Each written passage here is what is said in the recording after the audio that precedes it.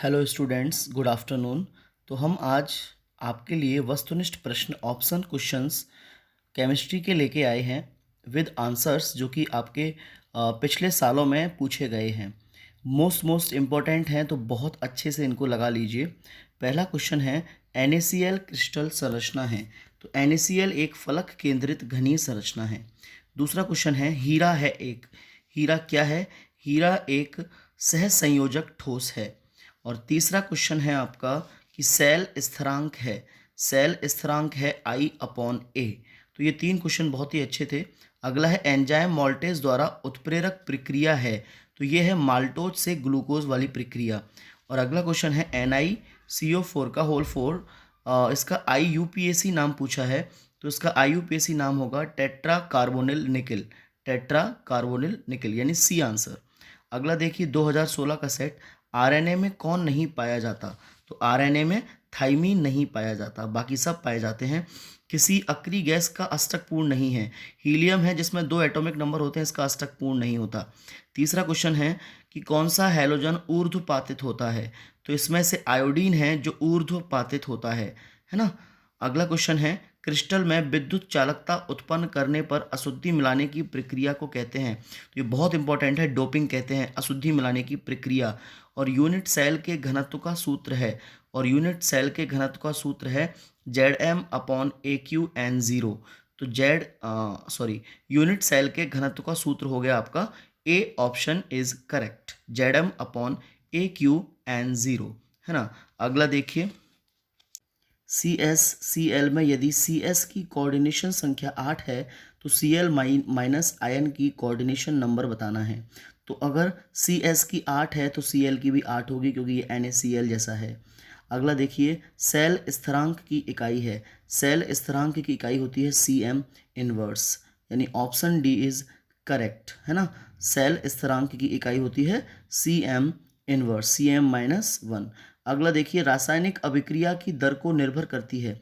जो chemical reaction होती है उसकी रेट जो है, दर, वो किस पर निर्भर करती है?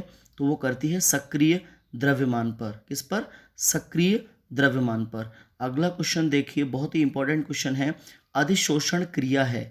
अधिशोषण एक ऊष्माक्षेपी क्रिया है। और अगला देखिए, इलेक्ट्रॉन बंधुता अधिकतम होती है। इलेक्ट्रॉन बंधुता अधिकतम होती है फ्लोरीन वाले ग्रुप में, और सबसे ज़्यादा जो ग्रुप में होती है वो क्लोरीन की इलेक्ट्रॉन बंधुता अधिकतम होती है।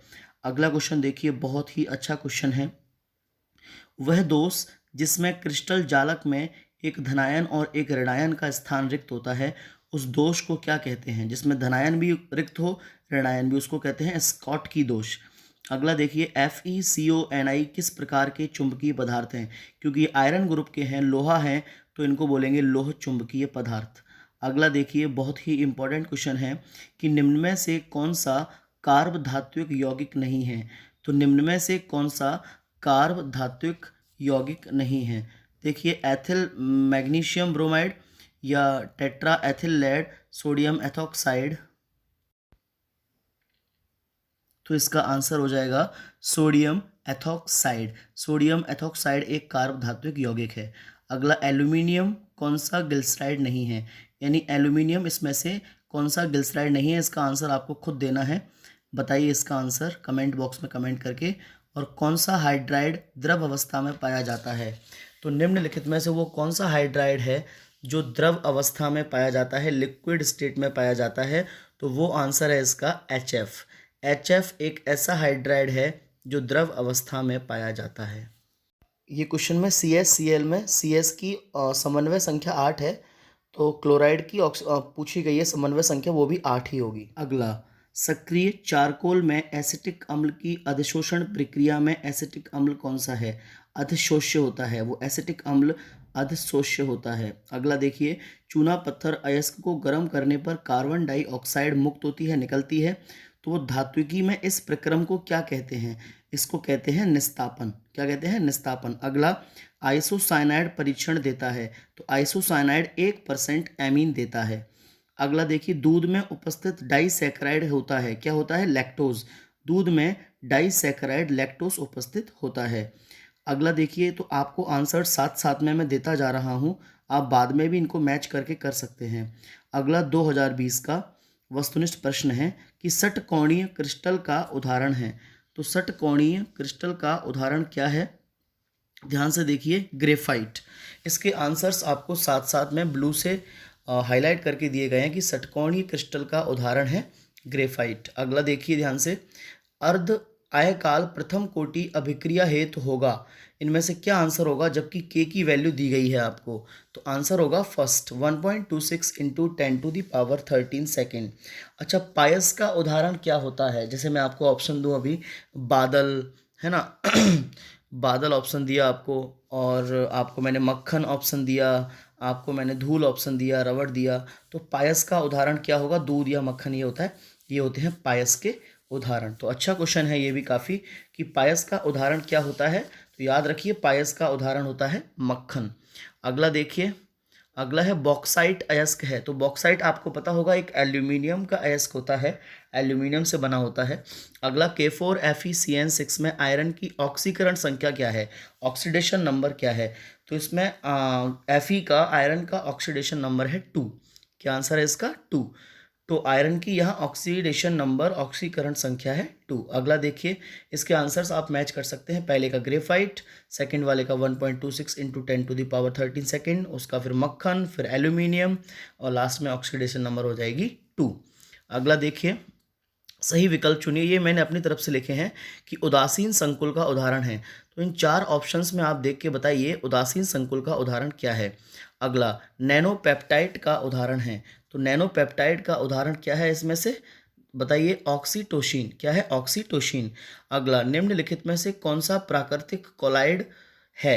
तो निम्नलिखित में से प्राकृतिक कोलाइड है जो नेचुरल पाया जाता है, वो है रक्त। क्या है बेटा? रक्त। हाँ, तो ध्यान दीजिए। इसके बाद अगला है आपका शुष्क वर्क निम्नलिखित में से किसका उदाहरण है? शुष्क वर्फ निम्नलिखित में से उदाहरण है आणविक क्रिस्टल का, यानी सी ऑप्शन इज करेक्ट, आणविक क्रिस्टल। अगला देखिए, ब्रेविस क्रिस्टल जालक होते हैं। तो जो ब्रेविस क्रिस्टल जालक होते हैं वो 14 प्रकार के होते हैं। कितने? 14 टाइप के होते हैं, 14 प्रकार के। अच्छा, संचालक सेल में प्रयुक्त होने वाला पदार्थ है। तो संचालक सेल में जो प्रयुक्त होता है वो लेड होता है, पीबी होता है। जैविक उत्प्रेरक क्या है? तो जैविक उत्प्रेरक क्या है इनमें से? आप ध्यान से देखिए, एंजाइम।